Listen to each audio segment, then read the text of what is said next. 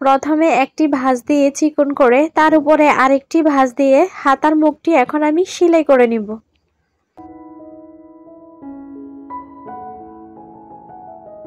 এখন প্রথম সেলাইটি করা শেষ, তারপরে কাঁচা দিয়ে এখন আরেকটি সেলাই করে নিতে হবে।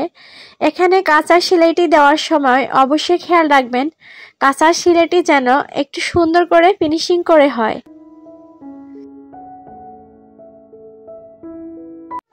এখন আমি জামার পাটটি আর হাতার পাটটি মিল করে দেখব আমার দুইটি কাপড় ঠিক আছে কিনা।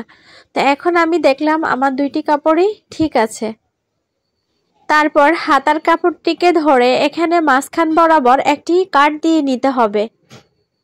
এখন জামার পাটটিকে নিচে রেখে হাতার মধ্যে যে কাটটি দিয়েছি ওখান থেকে ধরে জামার বাজুর মধ্যে যে সেলাইটি দিয়েছি ওটার মাঝখানে রেখে এখন উপর মাঝখান থেকে ধরে নিচের দিকে সেলাই করে নিতে হবে।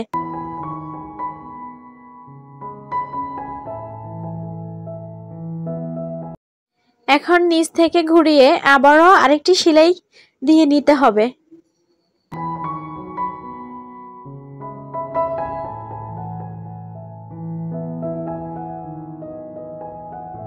এখন মাঝখানের পয়েন্টটিতে আসার পরে আবারও পরের অংশটি সেলাই করে নিতে হবে।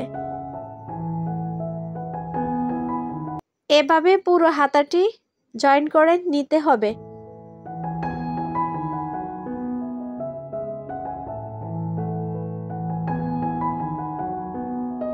তারপর হাতাটি জয়েন করে নেওয়ার পরে এখানে আপনি যতটুকু মুখের মাপ দিবেন ততটুকু থেকে আপনার এখানে বডির পার্টটির সাথে মিল করে নিতে হবে।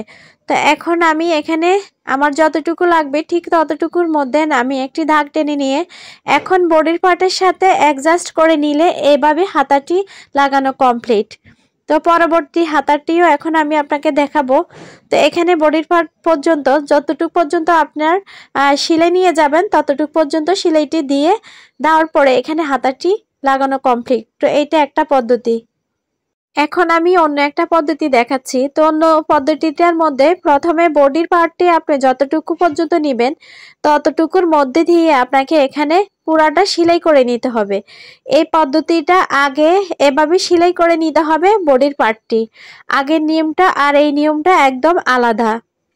এখন জামার পার্টটি আমি ভাও করে নিয়েছি, তারপরে হাতার পার্টটির সাথে আর জামার পার্টটির সাথে এখন আমাকে মিল করে পয়েন্ট বের করে এখানে আমাকে একটি দাগ দিয়ে দিতে হবে। তো আমি এখানে যতটুকু আমার এখানে হাতার বগল আর জামার বগল হবে ঠিক ততটুকুর মধ্যে ধরে আমি যেভাবে দাগ দিয়েছি আপনারাও ঠিক একইভাবে দাগ দিয়ে নেবেন। তারপরে আপনার মুখের মাপটি দিয়ে এখানে দাগটি মিলিয়ে দিবেন।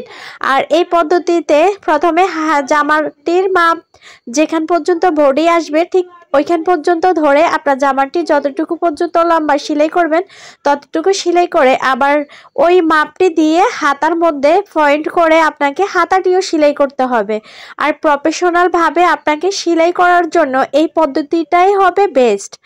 আপনারা দেখবেন ভালো যেখানে প্রফেশনাল টেইলাররা বাজারে সেলাই করে তারা কিন্তু এই পদ্ধতি দিয়েই কিন্তু হাতাটি মূলত সেলাই করে। তো আপনিও ঘরে বসে প্রফেশনাল ভাবে সেলাই কাজটি শিখে নিচ্ছেন। তো এইভাবে নতুন নতুন ভিডিও পেতে আমার চ্যানেলটি সাবস্ক্রাইব করে অল বাটনটি অন করে দিবেন যাতে করে প্রত্যেকটি ভিডিওর নোটিফিকেশন পেয়ে যান।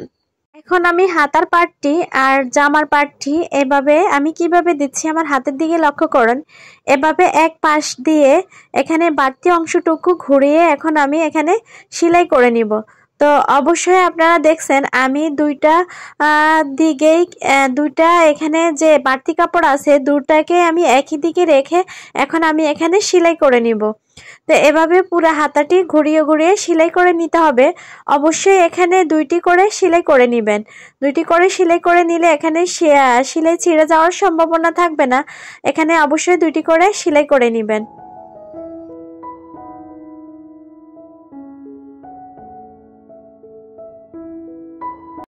সেলাই করে যখন এই পর্যায়ে আসবেন তখন এখানে বাড়তি অংশটুকু আমি কিভাবে বটা দিয়ে এভাবে ঘুরিয়ে তারপরে এই পাশটি করে বটা দিয়ে এভাবে ঘুরিয়ে আমি এটার উপরে সেলাই করে দিব।